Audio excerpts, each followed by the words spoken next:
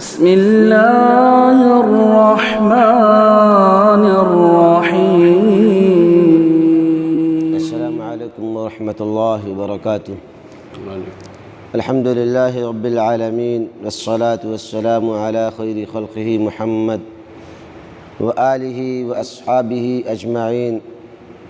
ومن تبعهم بإحسان إلى يوم الدين. أما بعد، قال الله تبارك وتعالى: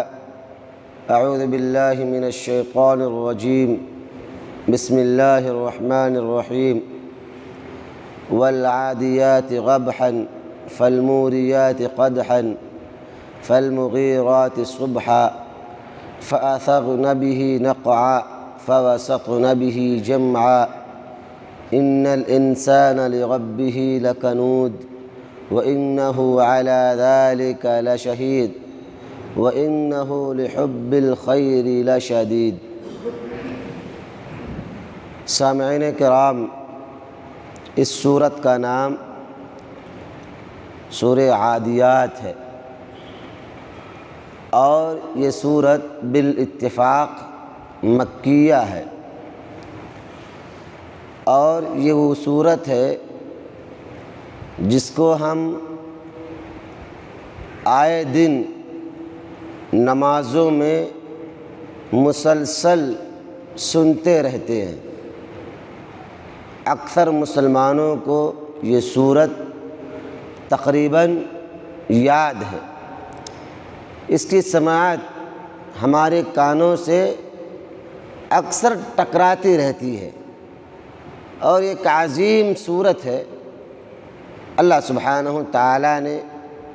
اس سورت کے اندر بڑی حکمتیں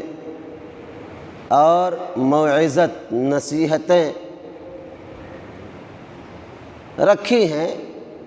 اللہ سبحانہ تعالیٰ فرماتا ہے کہ والعادیات غبحا، واو قسم کا ہے۔ اللہ سبحانہ تعالیٰ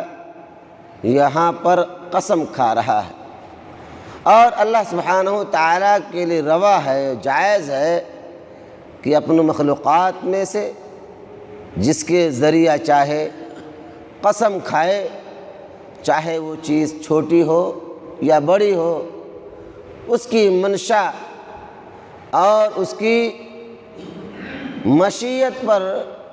منحصر ہے کہ وہ اس چیز کا قسم کھاتا ہے۔ جس چیز کا بھی وہ قسم کھاتا ہے، اللہ سبحانہ تعالیٰ اس کے مقام کو، اس کے رتبے کو،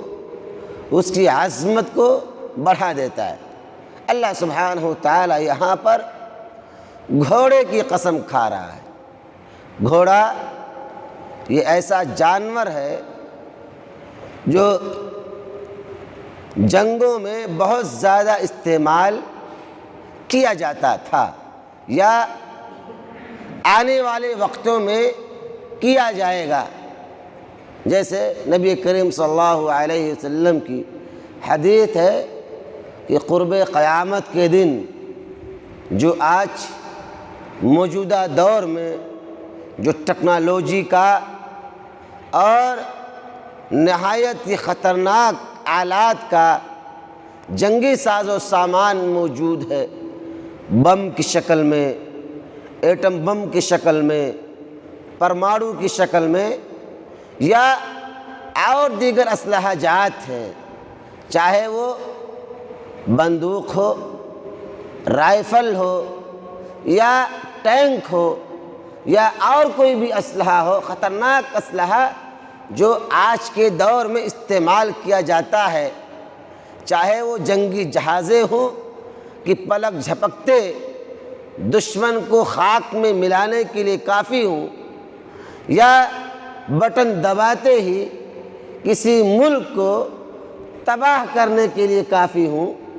یہ تمام کے تمام جو آج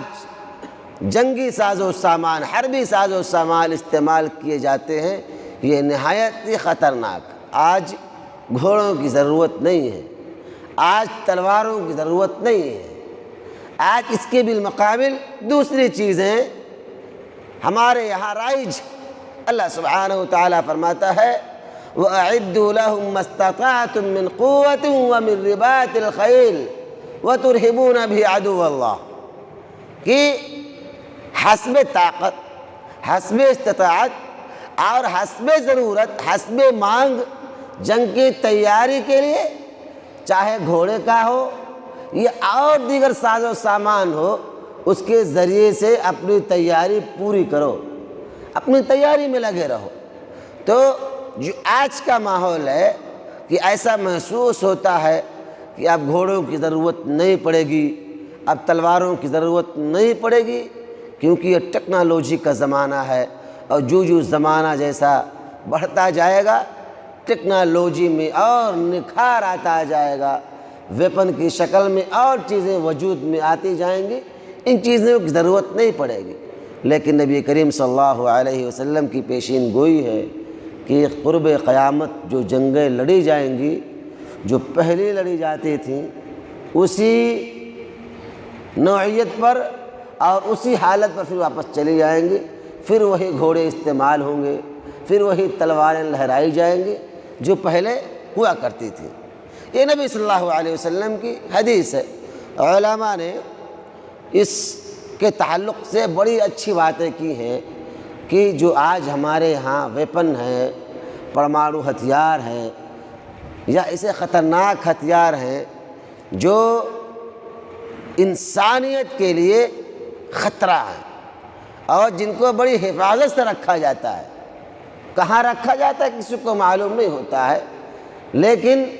جہاں رکھا جاتا ہے اس کی حفاظت کے لیے سینکڑوں بلکہ ہزاروں افراد، ہزاروں جنگی فوجی تعینات کیے جاتے ہیں، مستعد کیے جاتے ہیں، لگائے جاتے ہیں۔ علماء کہتے ہیں کہ اللہ سبحانہ و تعالیٰ ایسا وقت لائے گا اور ایسے حالات پیدا کرے گا کہ زمینوں کے اندر موجود یہ ہتھیاروں کے ذخیرے ایٹومیٹک پھس ہو جائیں گے، کام کے لائق نہیں رہ پائیں گے۔ آج جو ملک پرمانو ہتھیار سے لیس ہیں وہ کچھ ہی ملک ہیں، سارے ملک نہیں ہیں جن کے یہاں پرمانو ہتھیار ہے۔ اللہ سبحانہ و تعالیٰ اپنی مشیت سے ان کے اندر سے وہ تاثیر اور طاقت ختم کر دے گا۔ یہ پرمانو اتنے خطرناک ہوتے ہیں میرے بھائیوں کہ آج جاپان کے ناگاساکا جہاں پر امریکہ نے پہلے گرایا تھا، ان شہروں کا ہم اور آپ دورہ کر لیں تو معلوم ہو جائے گا کہ اتنے خطرناک، اتنے سالوں کے بعد آج بھی وہاں جو بچے یا جو پیدائش ہوتی ہے وہاں کوئی نہ کوئی نقص ہوتا ہے، اتنے خطرناک ہوتے ہیں، یعنی اپنی تاثیر نسلیں بعد نسلیں چھوڑتے رہتے ہیں، ختم نہیں ہوتی ہیں۔ تو اللہ سبحانہ و تعالیٰ نے یہاں پر گھوڑوں کی قسم کھائی ہے، والعادیات ضبحا، ہانپتے ہوئے، یا ضبحا کے بعض علماء نے، بعض مفسرین نے ہنہناتے ہوئے، جب گھوڑا دوڑتا ہے تو ہنہناتا ہے، آوازیں نکالتا ہے۔ بعض مفسرین نے اس کو ہانپنے سے تشبیہ دی ہے، اور بعض مفسرین نے یہ فرمایا کہ یہ ہنہنانا ہے جو گھوڑا آواز نکالتا ہے، ایک قسم کا کہ ہنہناتے ہوئے دوڑنے والے گھوڑے کی قسم۔ اللہ سبحانہ و تعالی عادیات، یہ عادیہ کی جمع ہے، جیسے عدو سے، یہ عدو سے ہے دشمن سے،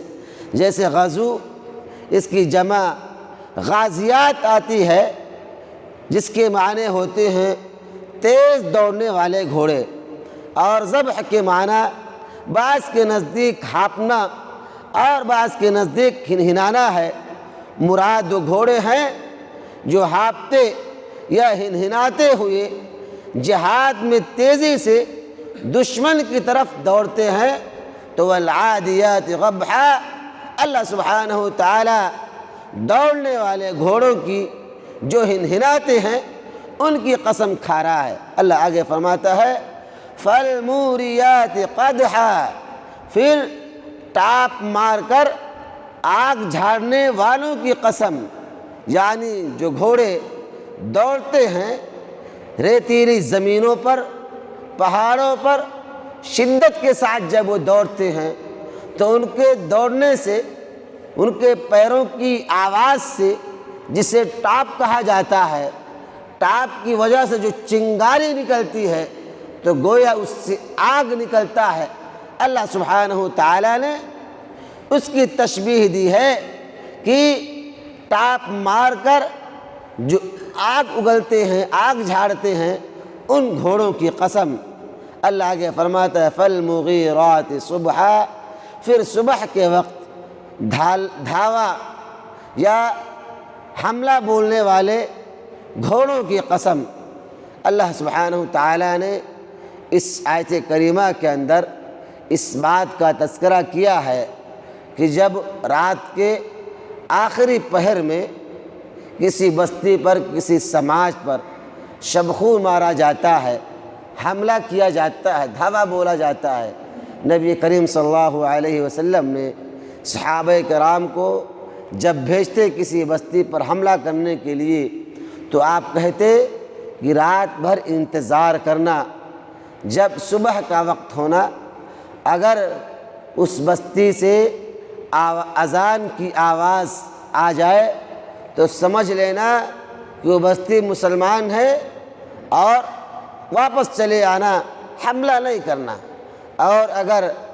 اذان کی آواز نہیں آئی تو اس پر دھاوا بول دینا، اس پر شبخون مار دینا۔ رات کی آخری پہر میں حملہ کرنے کو شبخون مارنا، دھاوا بولنا کہا جاتا ہے۔ اللہ سبحانہ تعالیٰ نے اسی بات کا تذکرہ کیا ہے کہ وہ گھوڑے جو رات کی آخری پہر میں حملہ کرنے کے لیے استعمال کیے جاتے ہیں ان کی قسم، لیکن اس کی نسبت گھوڑوں کی طرف اس لیے کی ہے کہ دھاوا بولنے میں فوجیوں کے یا مجاہدوں کے، سپہ سالاروں کے یہ گھوڑے بہت زیادہ کام آتے ہیں، اس لیے اللہ سبحانہ تعالیٰ نے انہی کی طرف اشارہ کر کے فرمایا کہ صبح کے وقت دھاوا بولنے میں، حملہ کرنے میں جو گھوڑے استعمال کیے جاتے ہیں ان کی قسم۔ اللہ آگے فرماتا ہے فَأَثَرْنَ بِهِ نَقْعًا، پھر اس وقت گرد و غبار اڑاتے ہیں، یعنی جب یہ گھوڑے، یہ جانور تیزی کے ساتھ چلتے ہیں تو اپنے پیچھے گرد و غبار اڑاتے ہوئے تیزی کے ساتھ نکل جاتے ہیں، غبار جھاڑتے ہوئے، تاکہ ان کے پیچھے اندھیرا چھا جائے اور یہ دور نکل جائیں، یہ پہچان میں نہ آ سکیں۔ اللہ سبحانہ تعالیٰ نے اس کا تذکرہ کیا۔ پھر آگے فرمایا فَوَسَطْنَ بِهِ جَمْعًا، پھر اسی کے ساتھ فوجوں کے درمیان گھس جاتے ہیں، یعنی یہ گرد و غبار کی حالت میں لشکر کے اندر، دشمن کے لشکر کے اندر چلے جاتے ہیں، گھس جاتے ہیں اور گھمسان کی جنگ کرتے ہیں، یعنی گرد و غبار کی وجہ سے انہیں کوئی پہچان نہیں پاتا اور اس گرد و غبار کا فائدہ اٹھاتے ہوئے دشمن کی فوج میں بیچوں بیچ میں گھس جاتے ہیں اور وہاں بڑی شدت کی لڑائی لڑتے ہیں۔ اسلام کے لیے، مسلمانوں کے لیے ان پانچوں آیات کا تعلق اللہ سبحانہ تعالیٰ نے گھوڑے سے اور میدان جنگ سے اور جنگ کے اندر جانے سے مراد لیا ہے۔ ان پانچ آیات میں اللہ سبحانہ تعالیٰ نے گھوڑا، جنگ اور انہی سب باتوں کا تذکرہ کیا ہے اور گھوڑے کے مقام کو، اس کی اہمیت کو واضح کیا ہے۔ مزید تفصیلات انشاءاللہ اگلے درس میں۔ اللہ سبحانہ تعالیٰ سے دعا ہے کہ مولا ہم تمام مسلمانوں کو قرآن پڑھنے سمجھنے کی توفیق عطا فرما۔ الہ العالمین ہم تمام مسلمانوں کو قرآن کے معانی اور مفاہیم پر غور و فکر کی توفیق عطا فرما۔ الہ العالمین ہم تمام مسلمانوں کو قرآن کے پیغام کو اپنی زندگیوں میں نافذ کرنے کی توفیق عطا فرما۔ آمین۔ والسلام علیکم ورحمۃ اللہ وبرکاتہ۔